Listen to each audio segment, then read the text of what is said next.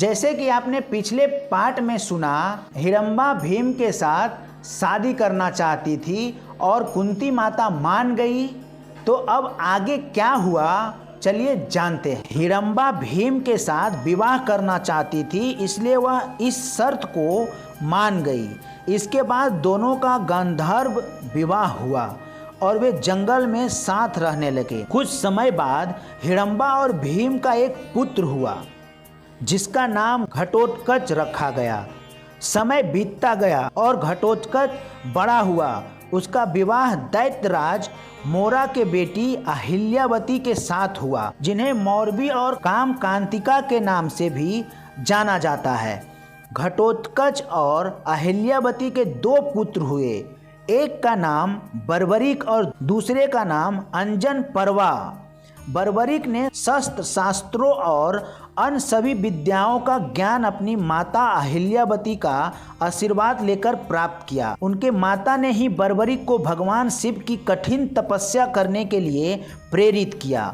बर्बरिक की तपस्या से प्रसन्न होकर भगवान शिव ने उन्हें 3 अमोघ बाण प्रदान किए। यह बाण इतने शक्तिशाली थे कि पूरी सेना का विनाश करके पुनः उसके तर्कस में लौट आ सकते थे। समय बीता और जब कौरवों और पांडवों के बीच भीषण युद्ध का समय आया तो बर्बरिक ने उस युद्ध में भाग लेने का निश्चय किया। वैसे देखा जाए तो बर्बरिक को अपने पितामहों यानी पांडवों की तरफ से ही युद्ध करना चाहिए था, परंतु इसी बीच उन्होंने अपनी माता से एक वचन लिया था कि वे हमेशा उसी पक्ष की ओर से लड़ेंगे जो हार रहा होगा। उनका यह वचन ही आगे चलकर उन्हें हारे का सहारा नाम से प्रसिद्ध करने का आधार बना। भगवान श्री कृष्ण युद्ध का परिणाम भली भांति जानते थे।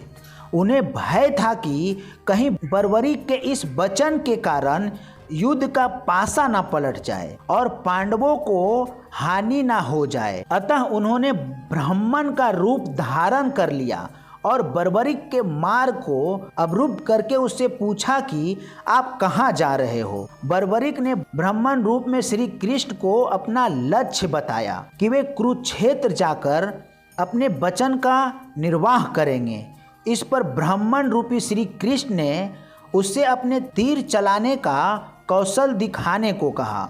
बर्बरिक ने एक ही तीर से एक वृक्ष के सभी पत्तों को भेद दिया, सिवाय उस एक पत्ते के जिसे श्री कृष्ण ने अपने पैरों के नीचे दबा लिया था। बर्बरिक ने ब्राह्मण रूपी श्री कृष्ण से प्रार्थना की कि वे अपना पैर उस पत्ते के ऊपर से हटा ले, अन्यथा उनका पैर घायल हो सकता है।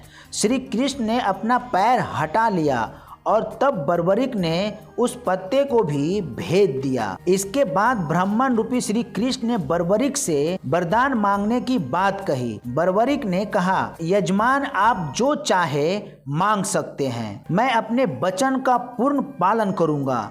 ब्राह्मण रूपी श्री कृष्ण ने उनसे उनके शीश अर्थात मस्तक का दान मांग लिया। यह सुनकर बर्बरिक तनिक भी विचलित नहीं हुए, परंतु उन्होंने श्री कृष्ण से अपने वास्तविक रूप में दर्शन देने की बात कही, क्योंकि कोई भी साधारण मनुष्य ऐसा बड़ा दान नहीं मांग सकता।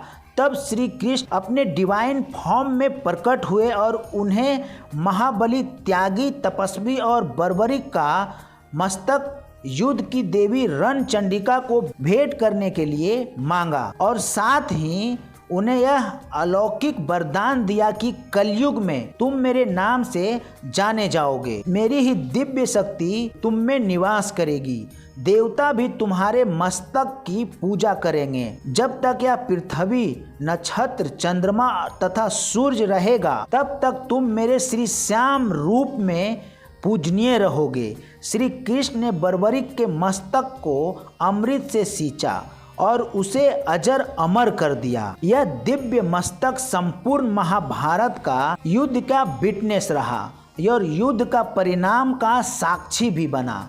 युद्ध के बाद महाबली बर्बरिक श्री कृष्ण से आशीर्वाद लेकर अंतर ध्यान हो गए। तो दोस्तों यह था बर्बरिक से 3 बाणधारी हारे का सहारा और खाटू श्याम तक बनने का उनका अद्भुत जर्नी। परंतु यह यात्रा अभी अपने पूर्ण विराम तक नहीं पहुंची थी, क्योंकि जो भव्य खाटू श्याम मंदिर आज हम देखते हैं उनके बनने की कहानी उतनी सरल नहीं थी। खाटू श्याम मंदिर का निर्माण का इतिहास उतार चढ़ाव से भरा रहा। आइए अब जानते हैं खाटू श्याम मंदिर के बनने की पूरी कहानी। वीडियो में आगे बढ़ने से पहले आपसे एक निवेदन है कि अभी तक आपको यह वीडियो पसंद आ रहा है तो इसे एक लाइक और कमेंट में जय श्री श्याम अवश्य लिखें। हमारे चैनल को सब्सक्राइब भी जरूर करें ताकि आपको इसी तरह से मंदिर की अच्छी जानकारी मिलती रहे। अब चलिए इस वीडियो को और आगे बढ़ाते हैं। कहते हैं कि जब समय मौका होता है तब इतिहास बोलता है, और ऐसा ही एक इतिहास आज भी राजस्थान की धरती पर गहराई से दफन है। खाटू श्याम का इतिहास। यह कहानी उस चमत्कारी स्थान की है जहां कलयुग के बरसों बीत जाने के बाद भी भगवान की उपस्थिति ने स्वयं को प्रकट किया, ना केवल एक घटना के रूप में बल्कि एक संकेत के तौर पर। राजस्थान के सीकर जिले में खाटू नामक गांव, जो कभी साधारण सा प्रतीत होता था, अचानक आस्था और रहस्य का केंद्र बन गया। यह उस समय की बात है जब इस स्थान की धार्मिक पहचान अब तक धुंधली थी, किंतु एक दिन जब एक गाय एक विशेष जगह पर पहुंची तो कुछ ऐसा हुआ जिसने सबका ध्यान अपनी ओर खींच लिया। गाय जैसे ही उस जगह पर पहुंची जहां बाद में रहस्य उजागर हुआ, उसके थनों से अपने आप दूध बहने लगा। यह दृश्य किसी चमत्कार से कम नहीं था। गांव वाले चकित रह गए और जैसे जैसे इस बात की चर्चा फैली, लोगों ने उस जगह को खोदने का निश्चय किया। जब जमीन की परतें हटाई गई तो वहां से जो निकला एक साधारण वस्तु नहीं थी। वहां दबा हुआ एक सिर, एक दिव्य मुख कृति जिसने युगों से स्वयं को इस धरती के भीतर छिपा रखा था। इस रहस्यमय में सिर को गांव वालों ने श्रद्धा से उठाया और एक ब्राह्मण को सौंप दिया। ब्राह्मण ने कई दिनों तक उनकी विधि पूर्वक पूजा की, यह जानने की प्रतीक्षा करते हुए कि अब आगे क्या करना है। लेकिन जिस उत्तर की उसे प्रतीक्षा थी वह एक दिव्य स्वप्न के रूप में खाटू के तत्कालीन राजा रूप सिंह चौहान को प्राप्त हुआ। स्वप्न में उन्हें आदेश मिला कि इस सिर के लिए एक मंदिर का निर्माण किया जाए जहां इसे विधि पूर्वक स्थापित किया जाए। राजा ने इस दिव्य आज्ञा का पालन किया और 1027 ईस्वी में फागुन शुक्ल एकादशी के दिन उस पवित्र मूर्ति को स्थापित कर एक भव्य मंदिर का निर्माण कराया गया। समय बीतता गया और वर्षों बाद सन 1720 ईस्वी में मारवाड़ के तत्कालीन शासक के निर्देश पर दीवान अभय सिंह नामक एक प्रतिष्ठित व्यक्ति ने इस प्राचीन मंदिर को जीर्णोद्धार करवाया। यहीं से खाटू श्याम मंदिर ने अपनी वर्तमान भव्यता प्राप्त की। जो मूर्ति मुख्य मंदिर के आंतरिक भाग में विराजमान है वह अत्यंत दुर्लभ पत्थर से बनी है और आज भी उसकी अलौकिकता के साथ पूजनीय है। खाटू श्याम आज न केवल राजस्थान बल्कि पूरे भारत में लाखों परिवारों के कुल देवता हैं। जहां श्रद्धालु बाबा के दर्शन के लिए पंक्तिबद्ध होते हैं। आंगन से कुछ दूरी पर स्थित है श्याम बगीचे, एक सुंदर पुष्प वाटिका जहां से केवल चुने हुए पुष्प ही देवता को अर्पित किए जाते हैं। इसी बगीचे में बाबा के एक महान भक्त आलू सिंह की समाधि भी स्थित है, जो आज भी श्रद्धालुओं के लिए प्रेरणा का स्रोत है। परंतु इस पवित्र स्थान का सबसे रहस्यमय स्थल है श्याम कुंड, एक पवित्र जलाशय जहां से कभी बाबा श्याम का शिष्य प्राप्त हुआ था।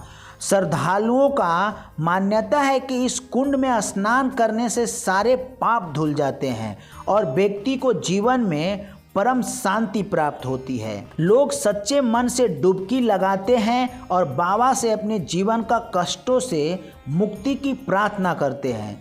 कहा जाता है कि इस कुंड में पानी सीधा पाताल लोक से आता है और यह सच भी लगता है, क्योंकि देखने पर आपको इसके आसपास कोई ऐसा जल स्रोत नज़र भी नहीं आता है।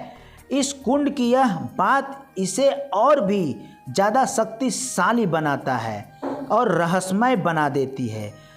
मुख्य मंदिर से दक्षिण पूर्व दिशा में स्थित है गोपीनाथ मंदिर और इसके समीप ही स्थित है गौरी शंकर मंदिर, एक और दिव्य स्थान जिसकी कहानी दिल दहला देने वाली है। कहा जाता है कि जब औरंगजेब की सेना इस मंदिर को नष्ट करने पहुंची तो उन्होंने शिवलिंग पर भालों से प्रहार किया, पर जैसे ही उनके भाले शिवलिंग से टकराए वहां से रक्त का फव्वारे फूट पड़े।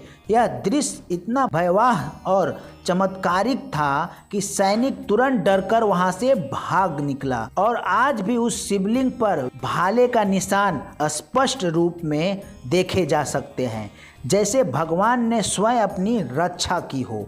खाटू श्याम जी का यह पावन मंदिर राजस्थान की राजधानी जयपुर से लगभग 80 किलोमीटर दूर स्थित है और यहाँ पहुँचने के लिए श्रद्धालुओं को रिंग्स के मार्ग से होकर जाने की सलाह दी जाती है। यह यात्रा केवल एक धार्मिक यात्रा नहीं बल्कि एक आत्मिक अनुभव होती है, जहाँ आस्था, इतिहास और चमत्कार एक साथ है। हर साल लाखों भक्त यहाँ पहुँचते हैं, कोई आशीर्वाद पाने के लिए, कोई चमत्कार देखने के लिए या कोई अपने श्रद्धा के अग्नि परीक्षा देने के लिए। और जब आप इस पवित्र धाम की भूमि पर कदम रखते हैं तो ऐसा लगता है मानो समय ठहर सा गया है और भगवान स्वयं इस धरती पर विराजमान है। तो दोस्तों, यह था खाटू श्याम जी का मंदिर का निर्माण का संपूर्ण इतिहास।